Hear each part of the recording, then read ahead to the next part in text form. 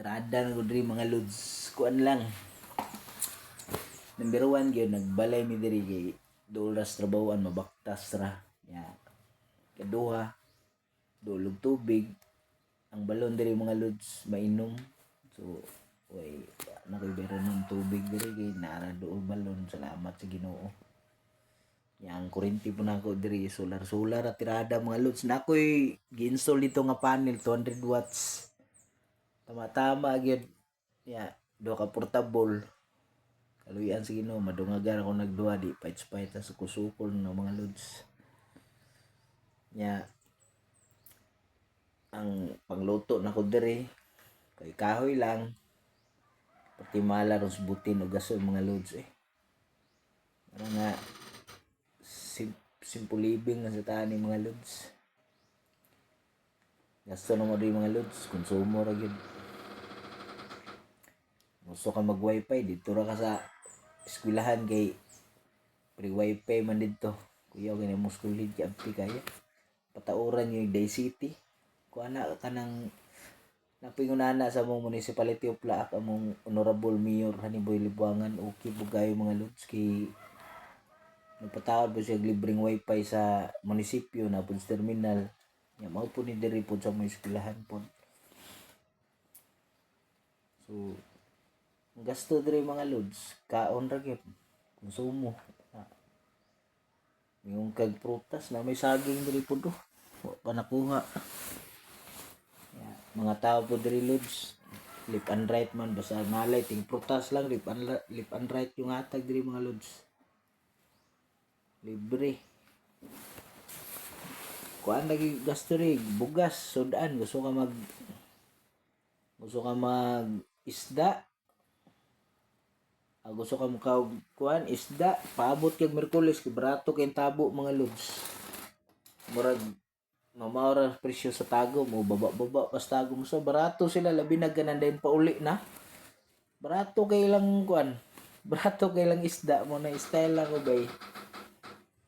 Madto ko dito na kilom-kilom na dahil pang kuan na ba pahurot na ba. Pahurot sale. Ana, ya presko pa kay bay. Ya, magluto dayo gahon man muluto kung asawag mga bisag unsa. Sa nalay luto no muluto gyud mo na kung biliban sa asawa bay. Ya. Ang style mo diri gusto mi magdugay ang sudan bay paksiw. Kay madawt paksiw maabot lagi tagupat ka adlaw, tulo pat ka adlaw. Pagkaupat ka adlaw na prituhon ani lami gyapon. Kay gyapon ba? Ya. Kanon lang. Ano lang. Presko kay hangin di bugnaw kay di mga lods.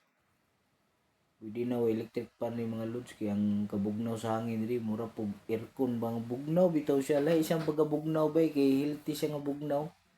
Fresh air gid ba? Given by God jud ayo gikan jud sa kitasan jud ang hangin ang kapresko siyang hangin ba. Mo ni nga mga kwarta-kwarta jud mga kalods. Labi nagsa simbahan.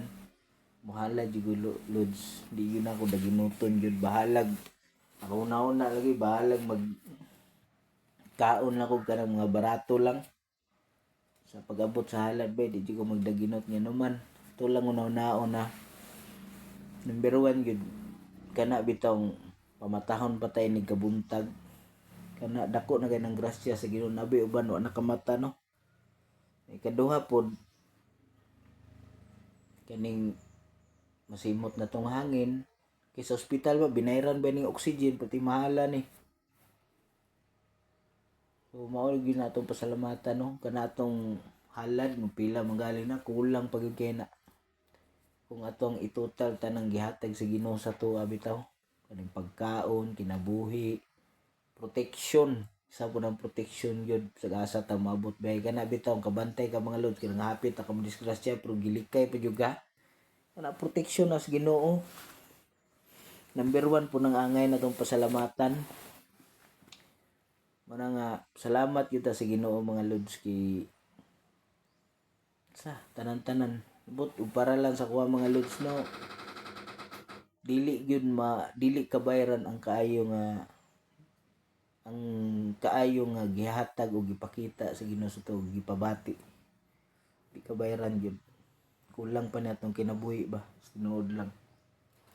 Muna pasalamat yun ta na mga tao nga nakatabang sa tua, salamatan nato nya, yampo po nato sila kay ngano kana po ang ilang grasya nga nahatag sa tua po gikan ra po na siya sa Ginoo nga blessings po gihatag sila, gipalatay lang sa tua. Nigo manggaling tay kabalos, yampo na lang nato sila. Natagaan pa sila maayong panglawas, protection o more blessings to come. Kay ngano, sa ilang pagkamanggihatagon bay angay gyud sila tagaan og grasya. Kay para aron daghan pa silang matabangan, mahimo silang channel sa Ginoo ba.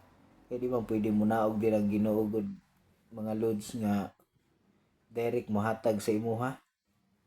Di man na pwede nga nanginahanglan ka sa iyaha tapos munaog si kalit diri magpakita sa man tunulan ka kurta, di man na sa unang panahon ni Adan og iba o panahon ni Jesus Christ mismo katong ninaog siya diri si Moises magpakita nino sila, pero digin nga direct yun nga mo hatag og salapi sa imo unsa manggaling paagi na niya sa mga tao mga lods mo na nga kana mga tao nga nakatabang sa imo pasalamati gyud na number 1 gyud pasalamati yung Ginoo kay gigamit sila nga instrumento para makatabang sa imo di lang sa financial kundi sa mga kusog o sa mga advices. Salamat jud ka, ayaw gyud lain na pagsabot nga nakatabang na sa imo ino na nimo sultian na nimo di maayo nga wala ka nakautro og tabang tapos imo na siyang dauton, ayaw mali yun na imong gikon. Siguro patakabalo basig nanginahanglan pud siya, so yampo gyapon sa Ginoo ana lang. Salamat yun ta number 1 yun, salamat yun ta sa Ginoo niya. Wag yun tayo laing saligan, tuuhan o kuan yun kanang kumbaga para sa wa jud tay laing saligan yun ang Ginoo ra gyud. Kay mao ra gyud nay kay kita tao ra man gud ta mga lods, bisan pag unsa kaayo nimo, bisan pag unsang pagpanerbisyo nimo sa simbahan o katilingban unsa ba, makasala man ta ngano man apa man ta diri sa kalibutan gyud nya kaning kalibutan na puno gini sig tentasyon. So di gyud ka ma-expect nga kanang tawhana di gyud makabuhat sa ima og di gyud makapasakit sa ima o kuan. Kay ngano naman ta diri sa kalibutan pa daghan magtentasyon mo na nga ampo kita sa Ginoo para di ta matintal nya ang tanang 1,000 walay pila ka quadrillion times salig ihatag nato sa Ginoo gyud. So mao ra to mga lods, angay natong pasalamatan ng Ginoo, angay gyud nato siyang daygon kung di magaling ta kasimba magdevotion kay ang Ginoo bisag asa man na siya pwede ka magampo sa imong balay, bisag asa ka madto basa kag Bible na kay delivery mas maayo para makitaan mong pizza kay kung magbasa mo kay yunana mura ra gyapon gisultian ka sa Ginoo ba kasi angay niyang i-advise bitaw sa mga anak. Ikaw bisag tabang mga lods.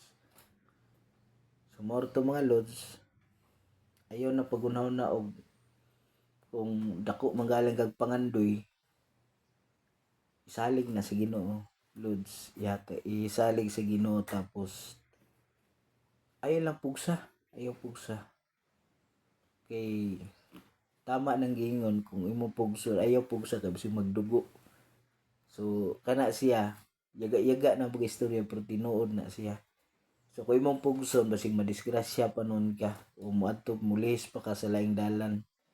So yampo lang na imong mga plano nya, yampo imong mga plano sa Ginoo tapos salig lang ka siya, itugyan sa iya tanan imong mga pangandoy lang para makabaton po tao peace of mind. Ang kalinaw manakan niyo mga lods, peace be with you always.